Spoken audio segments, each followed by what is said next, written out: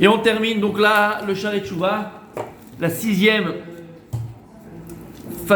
chose qui va nous éveiller à la Teshuvah, mon frère. 6e chose. Aderech Hashishi, le 7e chemin de la Teshuvah. Kol ha'et ikon likrat elokav. Ki lo yeda adam et rito, al ken ki liotav ishtonan, bizdaka ikonan, להשיב רוחו בטהרה אל האלוהים אשר נתנה ויחפש דרכיו ומעלליו בכל יום יפקדם לבקרים ולרגעים יבחנם. C'est la poésie. Et il dit la 6e chose, mon tzaddik, Kol ha'et ikon likrat elokav. À tout moment, ikon, c'est quoi ikon? L'itkonen. Il se prépare à aller vers Akadosh Baruch Hu, son Dieu. En 2 mots, toujours prêt. Comme dirait l'Abdil Gérard Jugnot, toujours prêt. C'est ça, c'est ce qu'il dit ici. En d'autres termes, il faut être toujours prêt. On te dit il y a un chiour de machin, paf. Moi, si t'as au travail, t'as un truc à dire, je passe pas. Mais si t'es là, t'as la possibilité de le faire, paf, on t'appelle pour un machin, paf, toujours prêt. Le type il est toujours présent. D'abord chez Bagdoucha, toutes les choses qui sont importantes. Ah voilà, c'est le problème. C'est l'apéro. Là, on parle l'ikrat et l'okar. C'est un pléonasme. C'est que la personne, Rabbi Moïse Bokhamba, faut être toujours prêt pour Akadosh Baruch Hu. Toujours prêt. Et il dit en vérité, Kilo Yeda Adam et Trito. Et là, il fait de la poésie. Il fait de la poésie, le Rav. Mais il dit pourquoi? Parce qu'en vérité, mon tzaddik, l'homme ne sait pas, Rito, pour pas dire sa fin. L'homme, il sait pas sa fin. C'est pas quand on doit quitter ce monde-là, jusqu'à 120 ans. Mais tu sais pas, on t'a pas envoyé un SMS avant. On va pas t'envoyer un SMS avant, tu sais, c'est rare. Mais est-ce qu'on peut assumer après 120 ans? Ça, c'est encore autre chose. C'est filmé. Mais Adam la Chavero, ba.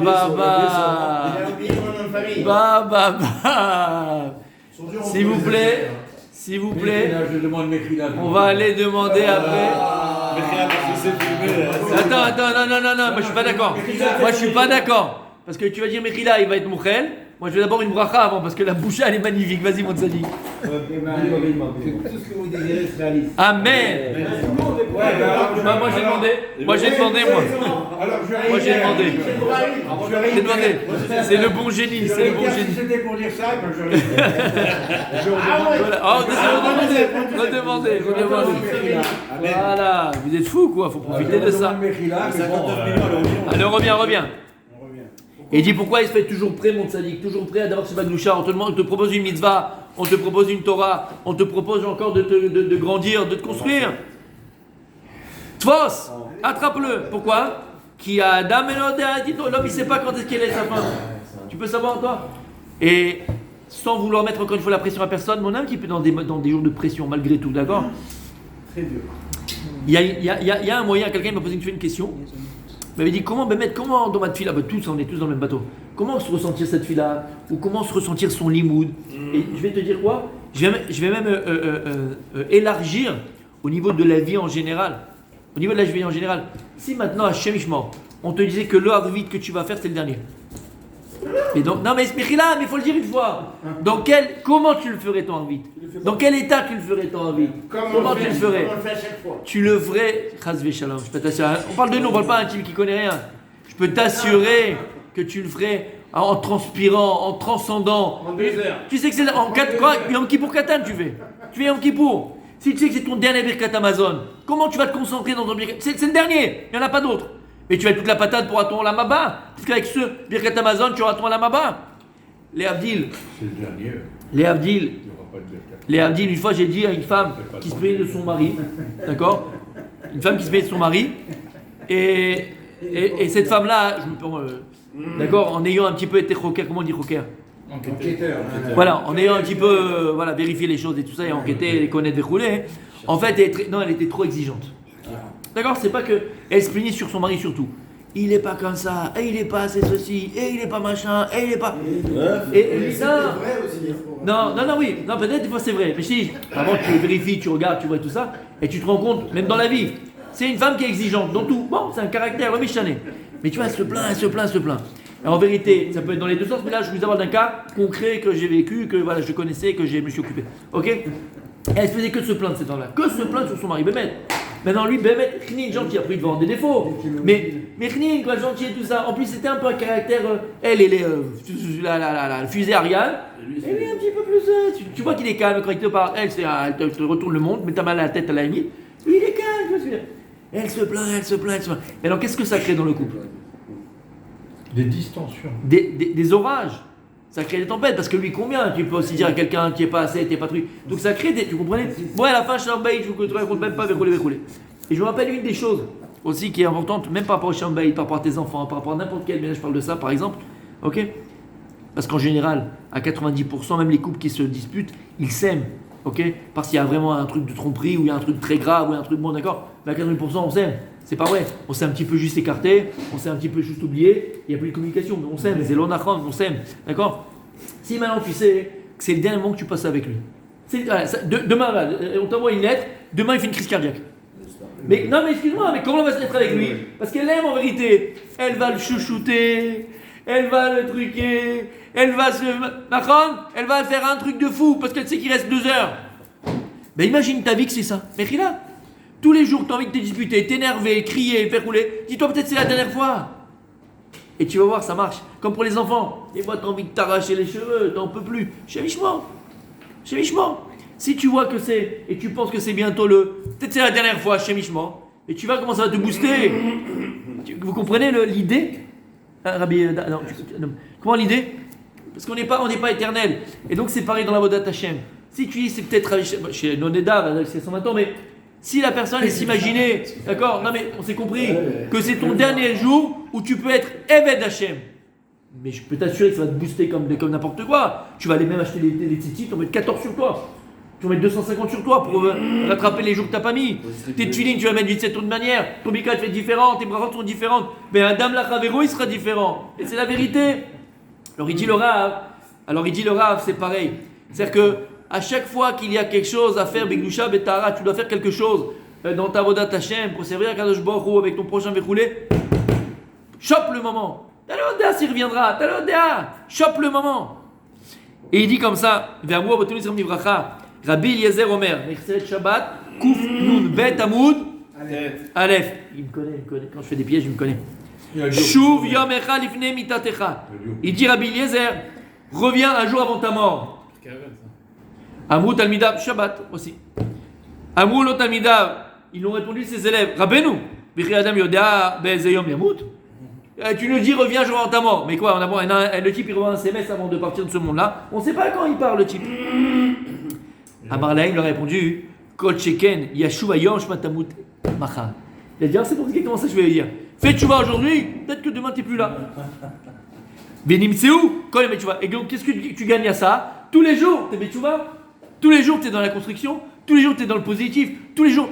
Regardez, vous savez que dans la Torah il y a 2 sortes de peurs. Il y a ce qu'on appelle l'Aïra, et ça c'est pas la peur, c'est la crainte. Et il y a Pachad, la peur. Et la peur, elle a, comme dans tout, dans une pièce il y a toujours 2 faces. Il y a le bien, il y a le mal, il y a le positif, il y a le négatif. Et comme dans toute notion, dans l'amour il peut être positif, il peut être négatif. D'accord? Mais la Pachad c'est pareil. La Pachad, la peur, elle peut être positive ou elle peut être négative. Il y a une peur qui est négative, c'est la peur qui te pétrifie. Il y a des gens qui ont peur. Statue de cire, statue de poupée de son. Poupée de cire, poupée de son. Ça devient une statue de sel. Tac, elle ne bouge plus. La femme de l'autre. Elle a pris peur. Elle ne bouge plus. Donc la peur, elle te pétrifie, elle t'empêche d'agir, de devenir et de réaliser. Mais il y a une autre pachad qui est positive, celle qu'on est en train de parler maintenant. C'est pour ça que pachad, si tu changes le sens des lettres, c'est quoi? Rappel.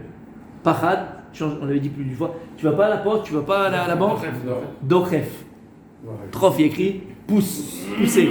Parce que la peur, elle te booste. La peur, elle peut te pousser. Demande à un pilote d'avion, d'accord? Alors, un pilote de ligne ou un pilote de chasse, il a peur. Mais c'est pas une peur qui le pétrifie, qui ne sait plus quoi faire. C'est une peur qui te responsabilise et qui te pousse à être le meilleur. C'est exactement ce qu'on est en train de dire ici. C'est pas un parade que tu vas être pétrifié parce que peut-être que, comment il appelle le type qui a peur de toutes les maladies, il croit qu'il a les maladies du monde. Voilà. Ça, c'est en un seul mot ou en deux mots? Parce qu'il est vraiment hypocondriaque, celui-là, d'accord? C'est le problème. Lui, il a peur de tout. Il va pas, il a peur pour la voiture. Je comprends, ça, c'est une peur qui est négative. Il a peur de devenir, il a peur d'agir. Ça, c'est pas bon. Ouais, mais c'est pas. Pas manger non plus. Pas par rapport à la santé. Pas pour la santé, je parle pas pour voilà. Il a Voilà. mangé l'entrecôte, tout ça. Ça, c'est. Oula. Et c'est. Attention, Mechila aussi. Et donc, tu as une autre peur. Cette peur, elle est positive. C'est quoi? Pachad, c'est l'itrof. Dachaf, ça te pousse. Ça te pousse à être meilleur. Ça te pousse à assumer tes responsabilités. Si tu sais que tu sais pas quand est-ce que ça se termine, ben alors tu vas être un vrai père. Tu vas être un vrai époux, un vrai patron, un vrai Ben Israël, un vrai Ben Torah. Tu vas être un vrai type. Pourquoi? Parce que tu es là pour.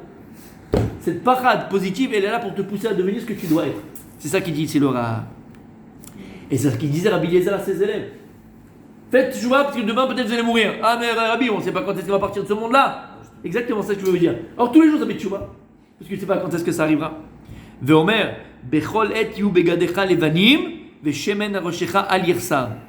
Il y a écrit dans Kohelet, il dit à chaque instant, tes habits doivent être blancs. C'est quoi le symbole de l'habit? C'est ta personne, ton être, ta neshama. Tu dois être pur, tu dois être bien, tu dois être sans faute. Veshemen aroshecha al yirsa. Loven agadi mashal nekiut anefesh bitshuva. On parle de l'âme qui est pure à la teshuva. Ve'ashemen et l'huile sur ta tête. Mashal amasim toim shem tov. Ça c'est les bonnes actions et le bon nom. Comme on a dit plus d'une fois, qu'est-ce qu'on laisse après son temps? Le blaze. C'est pas le compte en banque, c'est le shem tov. Kenyan shinemar tov shemi shemen tov. Oh d'amour abotim zerchanim vibracha. Banyan azeh. Mashal liishto shel malach. שהייתה מתקשטת ותשם בפוך עיניה ובעלה עובר אורחות ימים ותאמרנה לה השכנות הלא בא לך להר בדרך למחוק. On parle d'une femme de marin. Son mari c'était un marin. D'accord? C'était un marin. Et vous savez que le marin quand il prenait le bateau il partait des fois 6 mois, il revenait, on ne sait pas s'il pouvait revenir d'ailleurs. On ne sait même pas s'il revenait des fois. Matelot. Il a trouvé de la sole ou pas? Matelot. D'accord, d'un marin. Et la femme de ce marin-là, hein, qu'est-ce qu'elle faisait? Tous les jours, elle s'habillait avec la plus belle robe et elle se maquillait, elle se faisait très très très belle. Alors les shrénotes, ils lui ont dit comment les shrénotes? Les voisines, tu sais, les vipères. Tu connais les vipères? Les pies. Et ils ont dit, allô, bah, les khalar bedere choka. Ve'alma, c'est la charte qui te pie. Dis ton mari il a pris la mer, et tu sais pas quand il sait ce qu'il revient. Pourquoi tu te fais aussi belle? Elle va chez le machin, elle fait pédicure, manicure, elle te fait les doigts, elle te fait les machins, elle fait la. Pourquoi tu fais comme ça? Il est même pas là, tu sais pas quand il revient. Elle va être prête quand il arrive. Amra lahem. Bali malachu. C'est vrai, mon mari c'est un marin. Oula yafer wachiam bekal. Mera yabo vimsaini. Venez me coucher tête. Il dit peut-être que le vent il va tourner et que le bateau il va pas pouvoir avancer, il va revenir à sa place. Et il va venir, et comme ça, dès qu'il arrive, il me retrouve préparé et belle pour le recevoir. T'as compris ce que ça veut dire? C'est pas nous qu'il faut faire ses cours. Comme les voitures. Non, mais là, c'est un machal. C'est pas nous qui C'est pas nous qui faisons des cours. marche jamais en bateau. Pourquoi? Tu veux pas être beau pour ta femme? Toujours. Eh ben alors? Toujours? Non, elle est partie voir ses parents, non, elle est partie en France. Peut-être qu'à la fin, tu pouvais venir 2 jours à l'avance, les gars, parce que t'avais fait un plan. T'avais fait le plan poker. Alors chérie, qu'est-ce qui se passe? Je t'attendais pas. Aïe aïe aïe, vendeur halouf. T'as compris ce que ça veut dire? T'as compris ce que ça veut dire? Ça veut dire quoi? C'est ça le Inyan. Cette femme-là, c'est nous. C'est nous. D'accord? Et tu sais pas quand nous faut être toujours prêt. Toujours prêt. On sait pas quand est-ce qu'on est rappelé. On sait pas quand on est après. Faut être toujours prêt et propre. Faut être toujours prêt et propre. Ne pas quitter ce monde-là après 120 ans, sale, pas préparé. Ça se prépare. Ah tiens, comment je prépare ça? C'est quand tu prépares mon salik, c'est tout simple. Tous les jours, mais tu vas. Kolent, ikol nikrat elokav. Et à chaque instant, tu vas vers Akadosh Baruch Hu, tu te prépares. Dès qu'on a besoin de toi, shiur, pas shiur, ceci, cela, je suis prêt, je suis là. Et il termine. Veyesh al adam lesher ben nafsho biyoto shanan beshalev. Ech idag lavo ve'ira ver'ad yavo bo beyom hamavet. Il dit plus forte raison. Lorsque tout va bien, lorsque tout est shalva, tranquillité. Tout est tranquille, la vie elle est tranquille, tout est tranquille. Comment? Il y a une sérénité, mamache. Tu peux t'endormir sur tes lauriers. Tu dis, bon, voilà, tout va bien, il n'y a pas de problème. Comment réveiller l'homme et la personne, même quand il a une certaine sévérité dans sa vie? Il dit, Bioto nachon la'alot yiten et achishbon, ve'ech yitvadeh beret moto belev nishba, ve'kar yaseh kol yamim yitvada belev nike, ve'yeh morash shamim alav. Il dit, alors malgré tout, quand tu es shalaf, c'est exactement ce qu'il a dit le Rav, il continue, il a terminé, et il dit, donc c'est de se rappeler Yom HaMita. Et de savoir que, Behemet, Un jour, tu dois te rendre des comptes. Et donc, tous les jours, à filou que tu es dans une certaine sérénité, que tout va bien, tu n'as pas de questions de poser, et grâce à Dieu, tous les jours, on revient toujours à ça, Cheshbon Nefesh. Chaque instant, Cheshbon Nefesh. Et Cheshbon Nefesh, il bodédou, appelez-le comme vous voulez. Ça peut être dans la voiture, tu es à un feu, tu attends la femme qui est en train de faire les courses, tu es tout seul avant de monter à la maison, tu restes 5 minutes dans la voiture et tu fais Cheshbon Nefesh.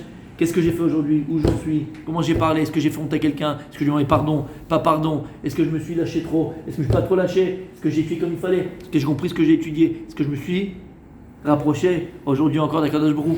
Est-ce que j'ai été Menatzel? Comment on dit Menatzel? Hein? Exploité. Est-ce que j'ai exploité ce jour au maximum? Est-ce que ce jour il m'a encore changé? Est-ce que j'ai utilisé ce jour de vie qu'Akadosh Baruch Hu m'a donné pour me transformer? Lorsqu'une personne il dit le Rav, il a ces 6 choses-là, alors il a une chance de s'éveiller à la tchouva puisqu'on est en plein dedans Bezrat Hashem. Demain, on commence Bezrat Hashem, un peu les pirouchim sur les slichot et surtout sur quel melech Rachamim. Ces choses-là extraordinaires qu'on répète pendant 10 fois et on va le répéter pendant 5 fois d'affilée, 5 fois, ça va 5 filotes à Yom Kippour. Comprenons ce qu'on dit Bezrat Hashem.